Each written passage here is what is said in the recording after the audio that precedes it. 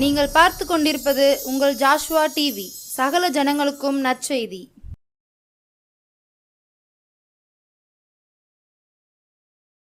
ஆனந்த துதி ஒலி கேட்கும், ஆடல் பாடல் சத்தமும் துணிக்கும். ஆகாய விண்மீனாய் அவர் ஜனம் பெருகும், ஆண்டவர் வாக்கு பலிக்கும். கண்களை மூடி ஒரு விசை நம் தேவனாகிய கர்த்தரை நோக்கி, இந்நாள் வரைக்கும் நம்மளை சுகபத்திரமாய் பாதுகாத்து வந்த தேவனை நோக்கி, யாருக்கும் கிடைக்காத மிகப்பெரிய பாக்கியத்தையும் கிருபையும் நம்மீது அவர் நமக்கு வைத்திருக்கக்கூடிய தயவுக்காக நாம் அவருக்கும் நன்றி செலுத்துவோம். நாம் நிற்பதும் நிர்மூலமாகாமல் இருப்பதும் தேவனுடைய சுத்த கிருபையாய் இருக்கிறது என்று சொன்ன வார்த்தையின்படி இந்த நொடி வரைக்கும் நாம் உயிரோடு இருக்கிறோம். என்ன துன்பங்கள் வந்தாலும் சரி, துயரங்கள் வந்தாலும் சரி, ஆபத்துக்கள் நேர்ந்தாலும் சரி, எல்லாவற்றிலும் இருந்து நம்மை உயிரோடு வைத்திருக்கக்கூடிய தேவனாகிய கர்த்தருக்கு நாம் நன்றி செலுத்த போகிறோம். உன் வாயை விரிவாய் தர, அதை நான் நன்மையினால் நிரப்புவேன் என்று சொன்னார். வாய்களை விரிவாக திறந்து, தேவனாகிய கர்த்தாவே, என்னை படைத்த தேவனே, பாவத்திலும் சாபத்திலும் சிக்கி தவித்து கொண்டிருக்கக்கூடிய என் மீதும் கிருபையாயிருக்கக்கூடிய தேவனை உமக்கு நன்றி செலுத்துகிறேன் அப்பா. எந்நாள் வரைக்கும் என்னை நிலைநிற்க கிருபை கொடுத்த தயவுக்கு நன்றி செலுத்துகிறேன் என்று வாய்களை திறந்து நாம் தேவனிடத்தில் கேட்கும்போது, நாம் எப்படிப்பட்ட பாவியாக இருந்தாலும் சரி, எப்படிப்பட்ட சாபத்தில் சிக்கி தவித்து கொண்டிருக்கிறவர்களாக இருந்தாலும் சரி, நம் தேவனாகிய கர்த்தர் நம்மை தூக்கி எடுத்து நிறுத்துவதற்கு வல்லமையுள்ள தேவனாக இருக்கிறார். கர்த்தரை நோக்கி பார்ப்போமா? நம் தேவாதி தேவனை நோக்கி, வானத்தையும் பூமியையும் சகல காரியங்களையும் தன்னுடைய வார்த்தையினாலே படைத்த தேவன். அவர் சொல்ல ஆகும், அவர் கட்டளையிட நிற்கும்.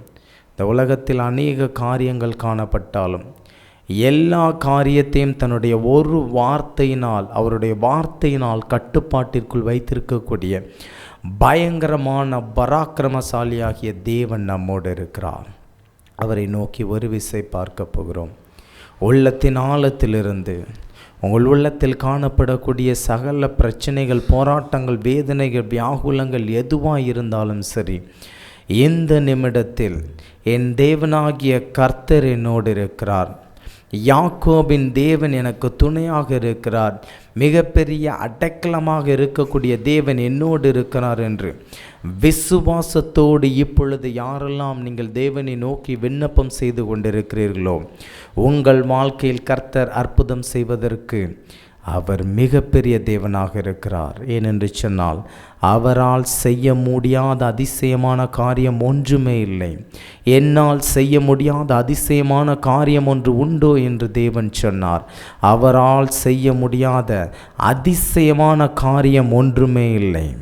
உங்களுடைய வாழ்க்கையில் என்ன காரியம் காணப்பட்டாலும் சரி, என்ன துன்பங்கள் காணப்பட்டாலும், என்ன துயரங்கள் காணப்பட்டாலும், என்ன போராட்டங்கள் காணப்பட்டாலும், உங்களை தூக்கி நிறுத்தி வழி நடத்துவதற்கு நம் தேவனாகிய கர்த்தர் இருக்கிறார். நம்முடைய பரிசுத்த ஆவியானவர் இருக்கிறார். இன்றும் நாமும் சிந்திக்க போகக்கூடிய அந்த காரியத்திலும் தேவன் எனக்கு என்ன காரியத்தை உங்களுக்கு சொல்ல வேண்டும் என்று வெளிப்படுத்தினாரோ அந்த காரியத்தையும் நானும் கொண்டு வந்திருக்கிறேன். இந்த வார்த்தையானது உங்களுக்கு ஆசீர்வாதமாக இருக்கும் என்று நான் நம்புகிறேன். கிறிஸ்துவுக்குள்ளான தைரியத்தோடு சொல்லுகிறேன், உங்களுடைய கட்டுகளிலிருந்தும், உங்களுடைய வியாகுலத்திலிருந்தும், சமாதான குறைச்சலிலிருந்தும், நம்பிக்கை இல்லாமல் காணப்பட்டு கொண்டிருக்கக்கூடிய அவிவிசுவாசமாக காணப்படக்கூடிய என் தேவ ஜனமே, இன்று கர்த்தர் உன்னை பார்த்து சொல்லுகிறார், நான் உனக்கு துணையாக இருக்கிறேன். விசுவாசத்தோடு சொல்லுவோமா? கர்த்தாவே, நீர் எனக்கு துணையாயிருக்கிறேன், நீர் எனக்கு துணையாயிருக்கிறேன். அன்பின் பரலோக பிதாவை துதிக்கிறோம், சோஸ்தரிக்கிறோம் அப்பா. இந்த வேளையிலும் யாரெல்லாம் உம்மை நோக்கி கர்த்தாவே எனக்கு துணையாயிரும் என்று வேண்டிக் கொண்டார்களோ அவர்கள் எல்லோரையும் உடைய கரத்தில் ஒப்பு கொடுக்கிறேன். நீர் அவர்களுக்கு துணையாக இரும், நீர் அவர்களுக்கு துணையாக இரும். அவருடைய வலது கையை பிடித்து நீர் சொல்லும் அப்பா, நான் உனக்கு துணையாக இருக்கிறேன், மகனே மகளே பயப்படாதே, நான் உனக்கு துணையாக இருக்கிறேன் என்று சொல்லும். பொறுப்படுத்திக்கொள்ளும், வழி நடத்தும், ஆசீர்வதி. இயேசுவின் மூலம் ஜெபிக்கிறோம் எங்கள் ஜீவனுள்ள நல்ல பிதாவே, ஆமென். இந்த நாளிலும் நாம் தியானிக்கும்படியாக தேவன் நமக்கு கொடுத்த வேத வார்த்தையானது சங்கீதங்களின் புஸ்தகம் 46ஆம் சங்கீதம் முழுமையுமாக நாம் இன்றும் சிந்திக்கப் போகிறோம். எனக்கு அன்பான தேவ ஜனமே, கடந்த வாரத்திலும் அநேகர் எனக்கும் தொடர்பு கொண்டு எங்களுடைய வாழ்க்கையில் அநேக விதமான போராட்டங்கள் காணப்படுகிறது, பிரச்சனைகள் காணப்படுகிறது. நான் தற்கொலை செய்து கொள்ளலாமா? எனக்கு இந்த உலகத்தில் யார் துணையாக இருக்கிறார்?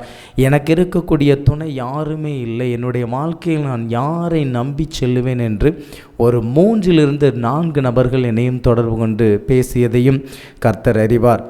அப்படிப்பட்ட ஜனங்களுக்காக நாங்களும் மிகுந்த பாரத்தோடு ஜெபித்து கொண்டிருக்கிறோம். பிரியமானவர்களே, உங்களுடைய வாழ்க்கையில் என்ன துன்பங்கள் போராட்டங்கள் ஏற்பட்டாலும் சரி, நீங்கள் செய்ய வேண்டிய காரியம், எனக்கு அடைக்கலமாக இருக்கக்கூடிய தேவனை நான் தாபரமாக கொண்டுள்ளேன். எனக்கு விரோதமாக எழும்புகிறவர்கள் யாராக இருந்தாலும் சரி, அவர்களை என் தேவனாகிய கர்த்தர் பார்த்து கொள்வார் என்கின்ற தைரியத்தோடு நீங்களுடைய வாழ்க்கையில் செல்லும்போது கர்த்தர் உங்களுக்கு உதவி செய்வதற்கு வல்லமை உள்ளவராக இருக்கிறார். இந்த நாளிலும் அநேகருடைய வாழ்க்கையிலும் ஒரு அவிவிசுவாசம் காணப்படுகிறது. ஒரு அவிவிசுவாசம். நாம் எப்படிப்பட்ட வாழ்க்கையை வாழ்ந்து கொண்டிருக்கோம்? இப்படிப்பட்ட வாழ்க்கையில் நாம் வாழ்ந்து கொண்டிருக்கும் போது நமக்கு ஏற்படக்கூடிய எல்லா துன்பத்திலும் பிரச்சனையிலும் இருந்து நம்மை யார் மீட்டெடுத்து வருவார்? நமக்கு துணையாக இருக்கக்கூடிய தேவன் யார்? நமக்கு எந்த தெய்வத்தை நான் நம்பி செல்வது? யாரிடத்தில் போய் நாம் முறையிடுவது? அநேக முறை நான் ஜெபம் செய்தும், அநேக முறை நான் வேதம் வாசித்தும், அநேக முறை நான் ஆலயத்திற்கு சென்றும் எனக்கு எந்த ஒரு பலனுமே இல்லை என்று தவித்து கொண்டிருக்கக்கூடிய தேவஜனமே, இன்று கர்த்தர் உங்களிடத்திலும் இந்த 46ஆம் சங்கீதத்தின் மூலமாகவும் பேச இருக்கிறார். என அன்பானவர்களே, என்னோடு கூட சேர்ந்து வேதத்தையும் திருப்பிக் கொள்ளுங்கள். இந்த 46ஆம் சங்கீதம் ஒரு சாட்சி சொல்லக்கூடிய சங்கீதமாக காணப்படுகிறது. வேதத்திலே அநேக வார்த்தைகள் காணப்பட்டாலும் சரி, அநேக ஆசீர்வாதமான வசனங்கள் காணப்பட்டாலும், அநேக சாபமான வசனங்கள் காணப்பட்டாலும், அநேக துதித்தல் வசனங்கள் காணப்பட்டாலும், அநேக ஆசீர்வாதங்களை கொடுக்கக்கூடிய வசனங்கள் காணப்பட்டாலும், எச்சரிப்பின் வார்த்தைகள் காணப்பட்டாலும், அனைத்திற்கும் உள்ளதாக ஒரு மனிதன் எப்பொழுது உட்படுவானோ அப்பொழுதுதான் அந்த வார்த்தை அவனுக்கு பலிக்கும். கிறிஸ்துவுக்குள் அன்பானவர்களே, ஆகமத்தின் புஸ்தகத்தில் உபாகமத்திலும் சரி, லேவியராகமத்திலும் என்னாகமத்திலும் இஸ்ரவேல் ஜனங்கள் எப்படிப்பட்ட நடத்துதலுக்கு உட்பட்டவர்களாக இருக்க வேண்டும், என்னென்ன காரியங்களை எந்தெந்த நாளில் செய்ய வேண்டும், எப்படிப்பட்ட பாவங்களை செய்யக்கூடாது, எப்படிப்பட்ட பாவங்களை செய்தால் இப்படிப்பட்ட தண்டனைகள் உனக்கு கிடைக்கும், எப்படிப்பட்ட தொழுகை நீ மேற்கொண்டால், எப்படிப்பட்ட பலி செலுத்துதலை நீ மேற்கொண்டால் எப்படிப்பட்ட ஆசீர்வாதங்கள் உனக்கு கிடைக்கும், உன்னுடைய விளைச்சலும் சரி, உன்னுடைய ஆசீர்வாதத்திலும் சரி, நீ என்ன காரியத்தை தேவனிடத்திற்கு கொடுக்க வேண்டும் என்கின்ற முறைமைகள் வேதத்தின் அடிப்படையில் நமக்கும் கொடுக்கப்பட்டிருக்கிறது. அது ஆசீர்வாதமாக இருந்தாலும் சரி, சாபமான வார்த்தையாக இருந்தாலும் சரி, எச்சரிப்பின் வார்த்தையாக இருந்தாலும் சரி, எந்த வார்த்தையாக வேதத்தில் இருந்தாலும் அந்த வார்த்தைக்கும் அந்த சூழ்நிலைக்கும் மனிதர்களாகிய நாம் உட்படும் போது தான் உங்களுக்கு ஆசீர்வாதம் வேண்டுமென்றால், வேதத்தில் ஆசீர்வாதத்தை பெற்றுக்கொள்வதற்கு என்னென்ன காரியங்கள், என்னென்ன முறைமைகள் சொல்லப்பட்டிருக்கிறதோ அந்த முறைமைகளை நீங்கள் கடைபிடிக்கும் போது உங்களுடைய வாழ்க்கையில் ஆசீர்வாதங்கள் வரும். உங்களுடைய வாழ்க்கையில் ஒருவேளை சாபங்கள் வந்துவிட்டதென்றாலும் சாபங்களுக்கு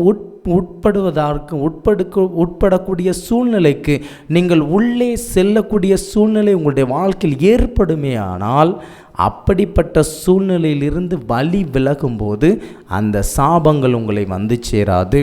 ஒருவேளை எச்சரிப்பின் வார்த்தைகள் நமக்கு கிடைக்கிறது என்றால் அந்த எச்சரிப்புக்கு உட்படக்கூடிய சூழ்நிலைக்கு நாம் அகப்படாமல் அதிலிருந்து விலகி அந்த எச்சரிப்பின் வார்த்தையை நாம் தவிர்க்க வேண்டும். என அன்பானவர்களே, வேதத்தில் கொடுக்கப்பட்ட ஆசீர்வாதங்கள், அநேக ஆசீர்வாதங்கள் நமக்கு இருந்தாலும் அந்த ஆசீர்வாதங்களை பெற்றுக்கொள்வதற்கு இருக்கக்கூடிய முறைமைகளை நாம் பின்பற்றும் போது ஆசீர்வாதமாக இருப்போம்.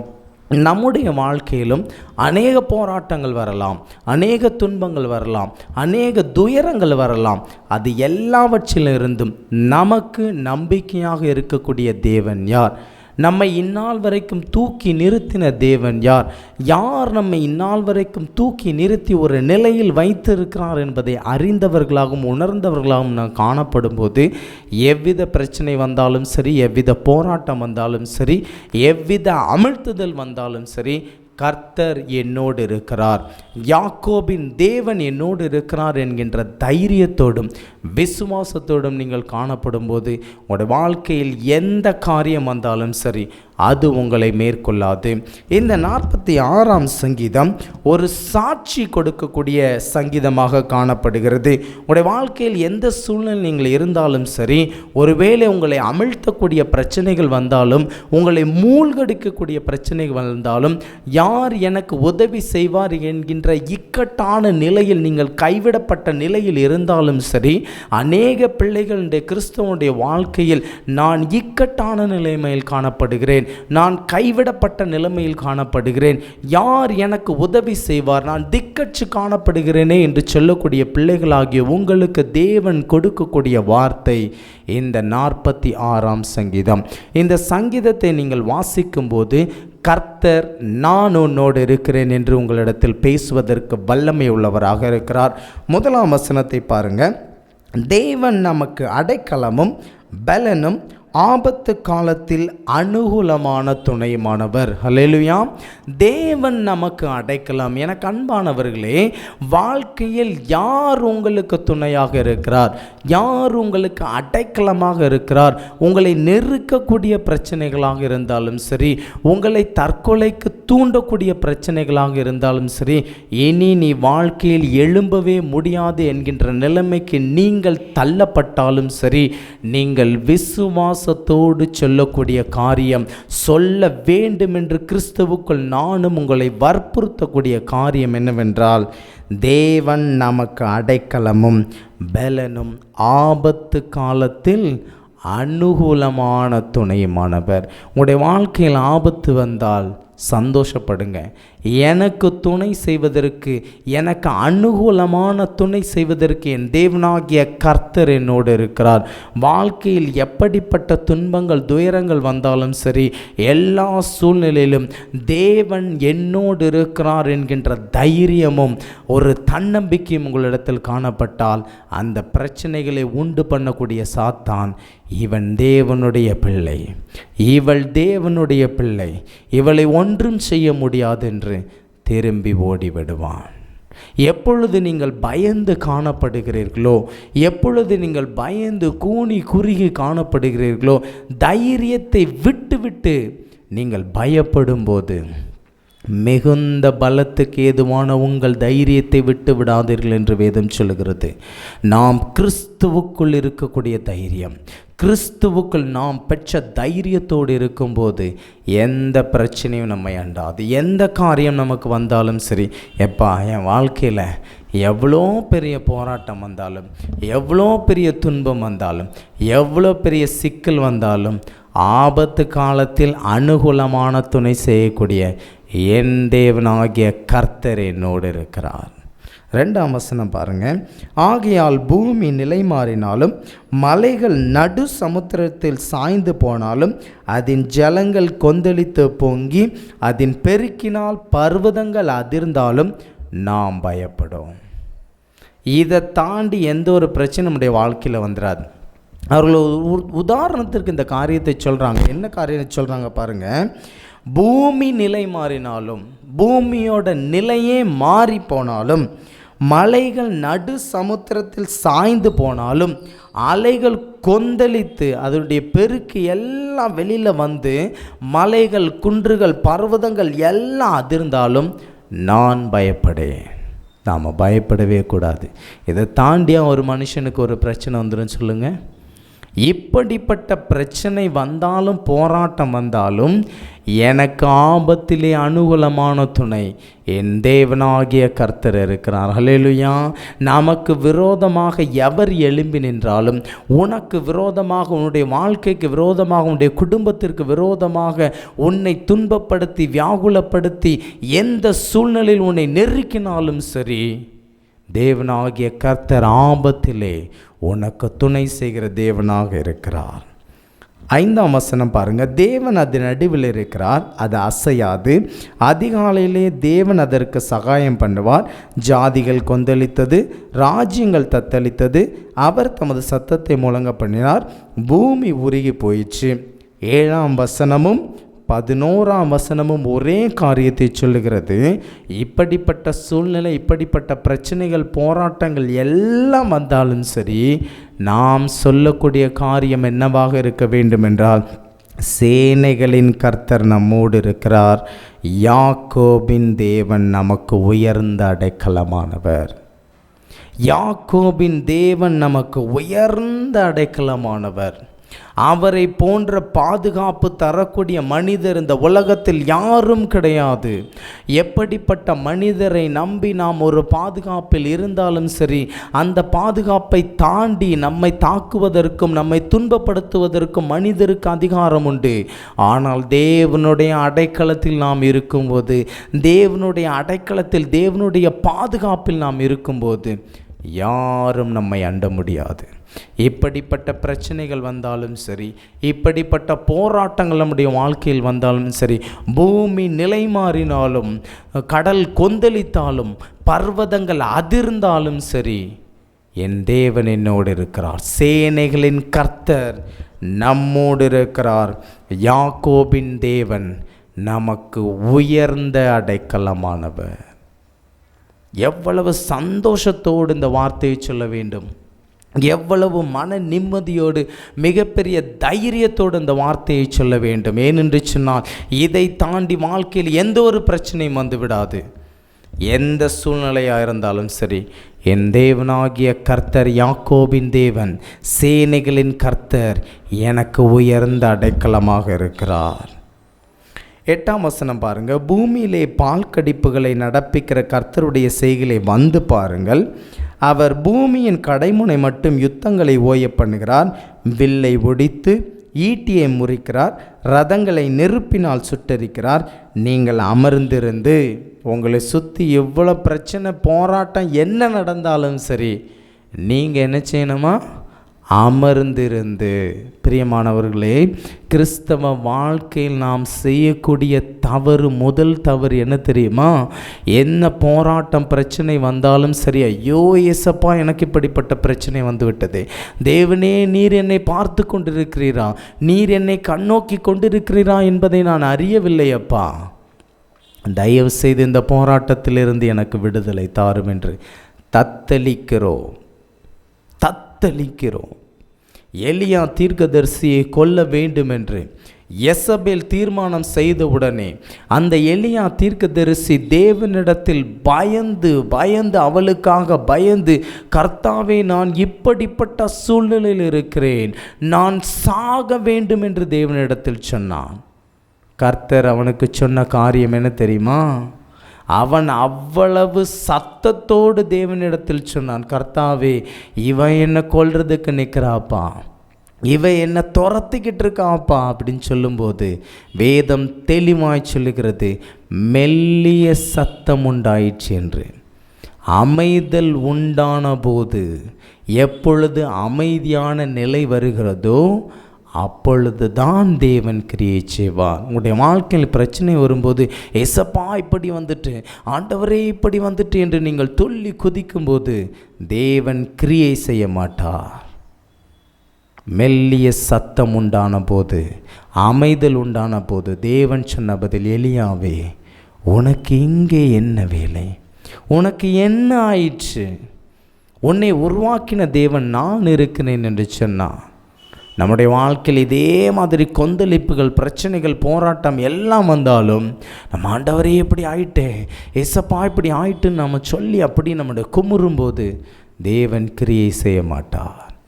அமர்ந்திருந்து அவரே தேவன் என்று அறிந்து கொள்ளுங்கள். வேதம் தெளிவாய் சொல்லுகிறது பாருங்க, நீங்கள் அமர்ந்திருந்து நானே தேவன் என்று அறிந்து கொள்ளுங்கள். ஜாதிகளுக்குள்ளே உயர்ந்திருப்பேன், பூமியிலே உயர்ந்திருப்பேன். இந்த உலகத்தை உண்டாக்கினவன் நான்.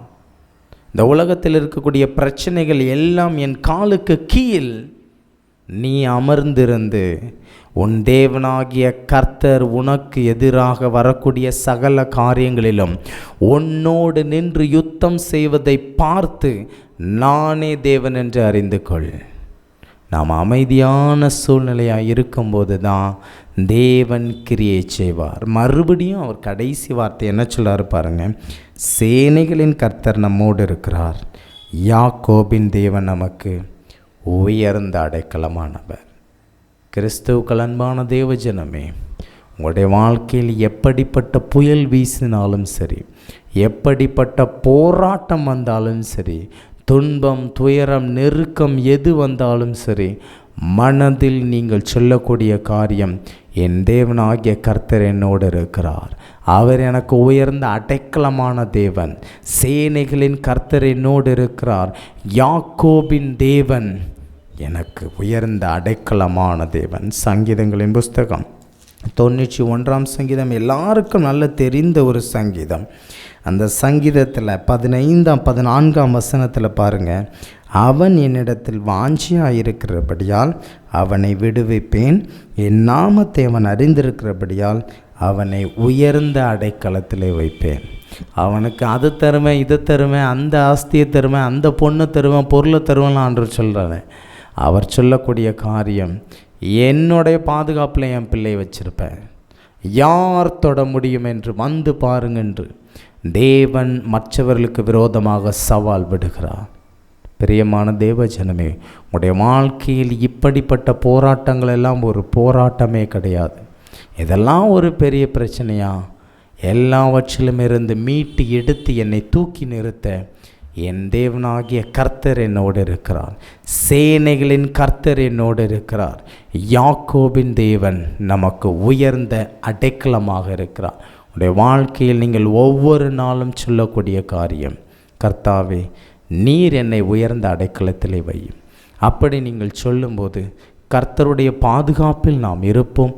கர்த்தர் உங்களை பாதுகாப்பார், உங்களை உயர்ந்த அடைக்கலத்திலே வைப்பார். கர்த்தருடைய சமாதானமும் கர்த்தருடைய கிருபையும் எப்போதும் உங்களையும் உங்களுடைய குடும்பங்களையும் சூழ்ந்து கொள்ளும். ஆமேன்.